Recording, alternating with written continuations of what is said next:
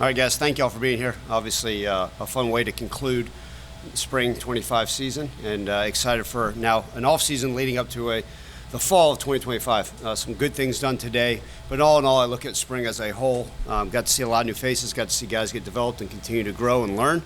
Got some questions answered this spring going into it because there's a lot. Still a lot of spots up for grabs, which is great. That's why we're going to continue to have this summer conditioning, these OTAs, and all these other fun things, and then a full board training camp before we kick this thing off. I want to thank the great crowd that came out today on this beautiful day to support their Tigers. We're going to need them and thousands upon thousands more this season, but I'm grateful for their support. And look, fun way to end the spring, and I'm glad we were able to put on a spring game for our great fans.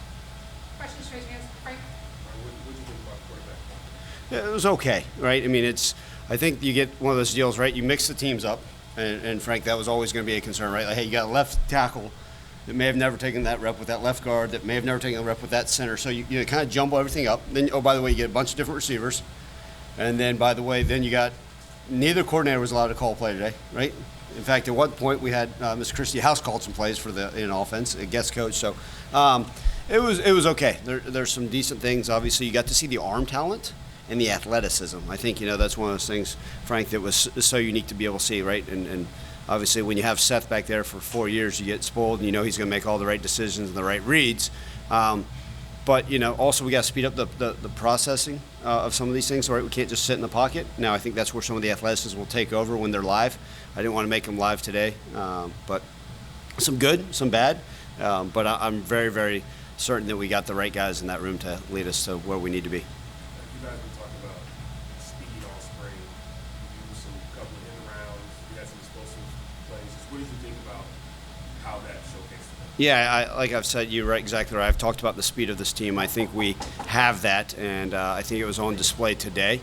Obviously, with some uniqueness with some of the reverses and things of that nature. But you got to see some of the explosive pass plays and some of those things. But all in all, look, I was pleased to see it, and I got to see it all spring, and I think the fans got to see it more importantly.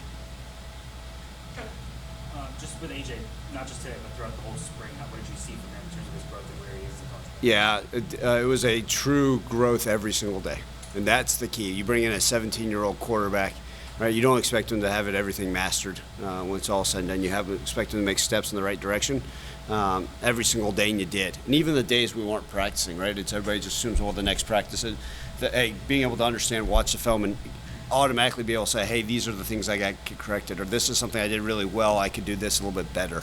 And that's rare for a 17-year-old. And I got to see that with Seth, and we're seeing the same thing with him, with AJ. He has a great grasp of this offense. He loves football. I mean, he's an absolute football junkie. And every day I think you got to see him get better and better. You could go put on some practice film and say, oh, okay, it was today perfect for him? No, by any stretch of the imagination. I wasn't expecting it to be. But I'm very, very pleased with his growth. And he's one of those guys, especially that young, right, that makes exponential growth every time he has the opportunity to come back in our building, every time he has a chance to take the field.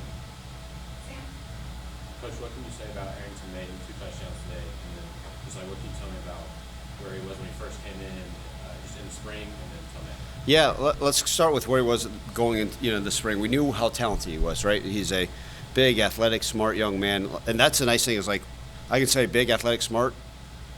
Which quarterback are you talking about? Oh, all 3 of them. And that's kind of cool. When I say big, athletic, and smart, you can't be talking about Seth, but Seth was certainly intelligent, athletic enough. But all 3 of those guys are capable. And Arrington's one of those, the same deal. Like, he's made significant growth. He feels so much more comfortable in this offense. This time last year, it was just trying to, learn the system and get a feel. Now he knows it left and right, had command of the huddle.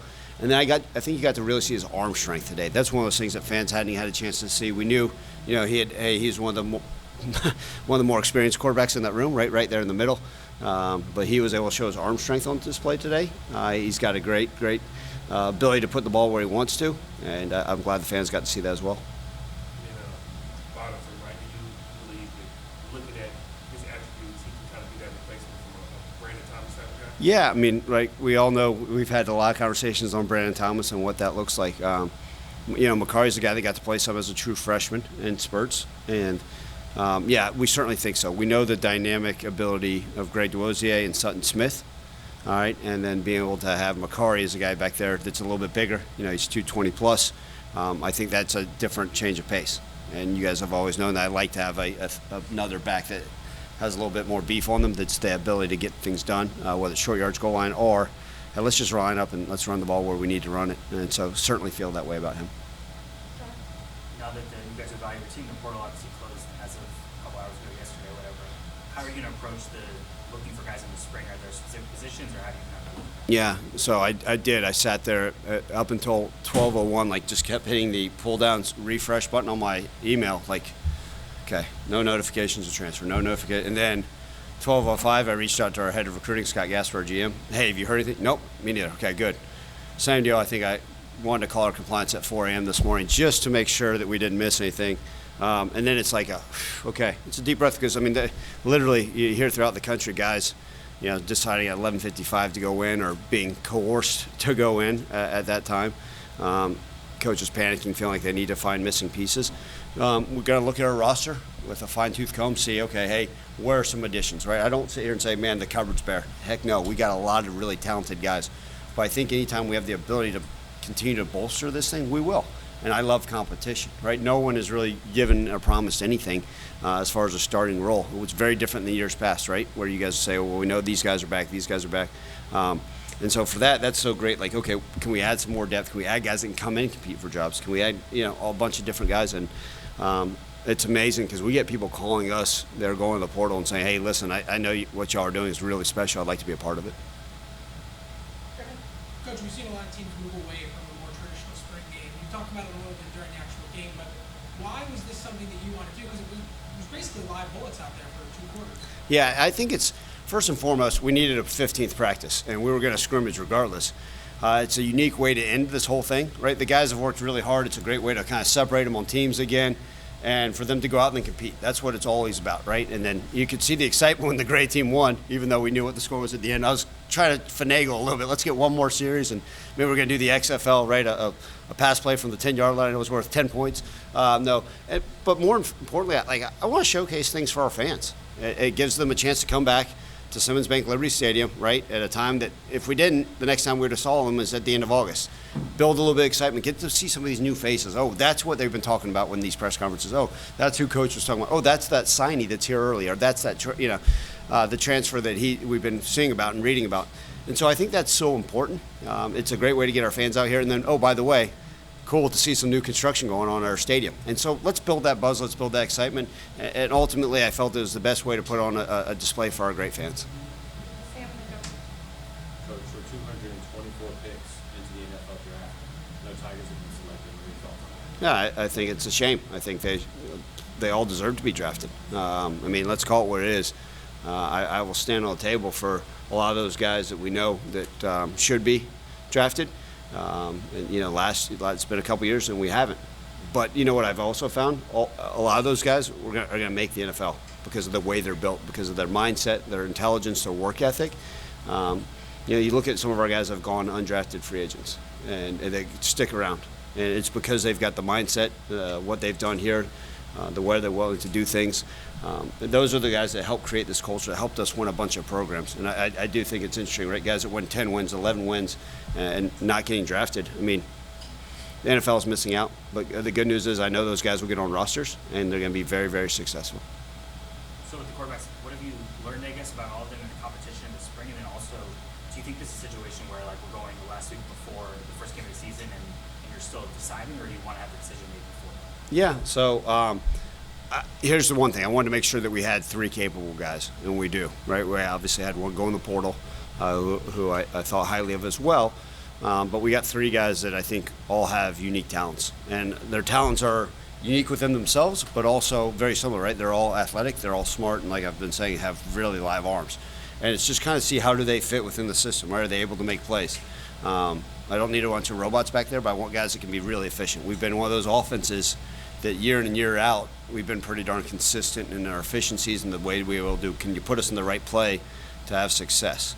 And all 3 of those guys are capable of it. And then I do think, right, this is one of those things,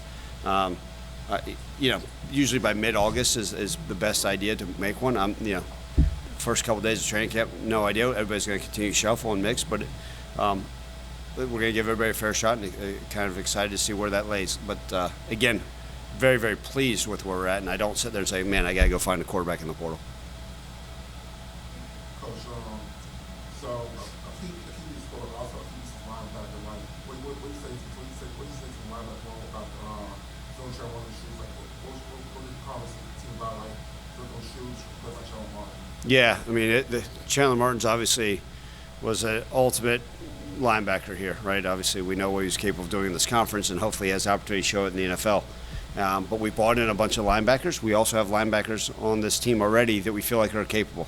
I'll never ask them to fill the shoes of a guy like that, just like I'm never asking one of these quarterbacks to fill the shoes of Seth Hagan. Go be your own guy, and you're going to go out there and have success.